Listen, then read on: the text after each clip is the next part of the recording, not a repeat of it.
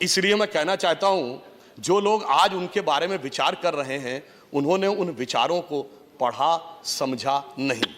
अब फिर क्या विचार शुरू हो जाता है? संविधान के अनुसार कार्य होना चाहिए। संविधान ने सबको अधिकार दे रखे हैं, संविधान ने सबको मौलिक अधिकार दे रखे हैं और उन मौलिक अधिकारों के अनुसार सारे कार्य होने चाहिए। अब आजकल जब संविधान के अनुसार कार्य करने की बात आती है सभापति महोदय,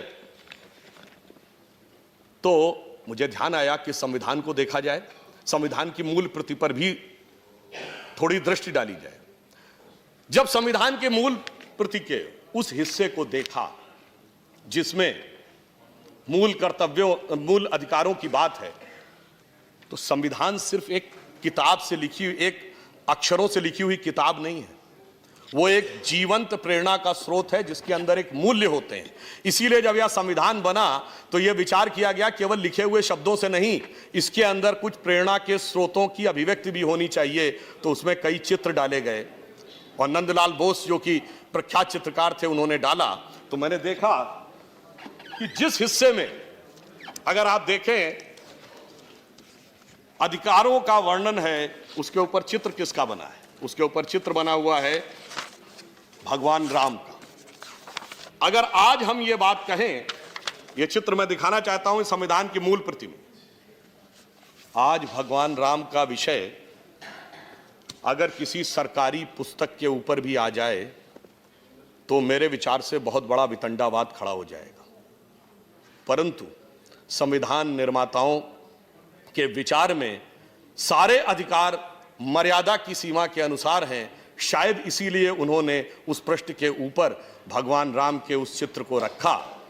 और आपने यह भी देखा कि भगवान राम का विषय, राम जन्मभूमि का विषय भी सभी मर्यादाओं और व्यवस्थाओं को पूर्ण करते हुए मर्यादा पुरुषोत्तम का विषय पूरी मर्यादा के साथ अपने मुकाम तक पहुंचा।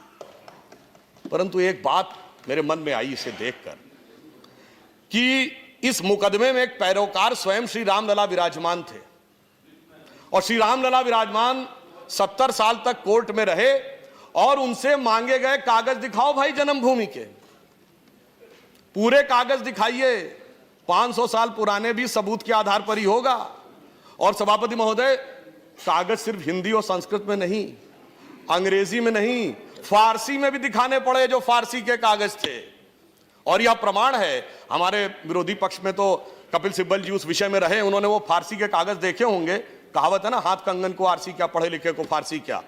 उन्होंने दिखाया और जो लोग काफी ऊंचे ऊंचे हाथ उठाकर कहते थे कागज और सबूत के आधार पे ही रामलला जहां विराजमान है वह तय होगा, किसी यकीन पे नहीं तय होगा, वो आज कहते हैं हम जहां विराजमान है वहां मान लो, कागज दिखाने की जरूरत नहीं।